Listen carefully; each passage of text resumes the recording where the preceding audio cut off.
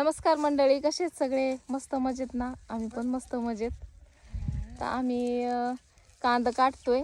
तर मावशी आणि मीच आहेत.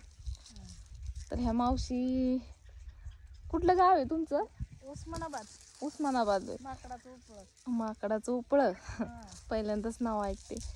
तर काहीतरी कामाकारणाने ते आलेले आहेत इथं, म्हणजे आमचे शेजारी राणा शेजारी आहेत ना, त्यांची इथं आलेत राहिला.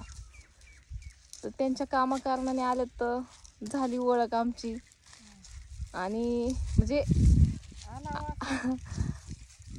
आवर्जून तर काय कोण कुणाला भेटत नाही, कशाची तरी निमताने गाठी बिठी पडतात. माणसाचं काय कुणाचं असंच निमताना इकडं हा करायला काम. कोण काय घेऊन देऊन म्हणजे कुणाचं काय चाही होत नाही. बोलणं चालणं तेवढंच संग येते. आता मध्ये 4-5 दिवस दिसला नाही मावशी तुम्ही. मी गेलते गावाला, सिंगोलीला गेलते. होय, गावाकडं आमच्या आई वडिलाकडं.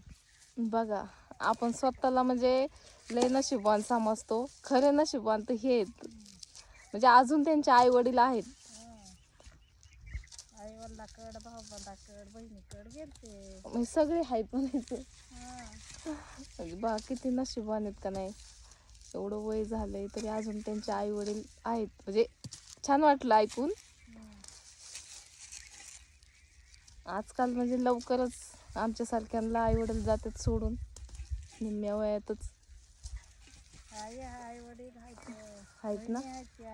होय, भाऊ बात सगळे आहेत. आम्ही पण आत्ता गेलतो तुमच्या गावाकडे तिकडं. उस्मानाबाद. मागच्या आठवड्यात. तर भाताच्या जागेवरच केलंय बघा कांद. आज केली सुरुवात काढायची. तर दोघीच आहे आम्ही, दुसरं काय कोण नाही. उद्या नाही तर परवा येते ना बाया 2-3 अजून. वाढवाय पाहिजे. हा, वाढवू की. काही इकडे काढून जाग्यावरच ढीग घालून झाकून ठेवलेत. चला बाय.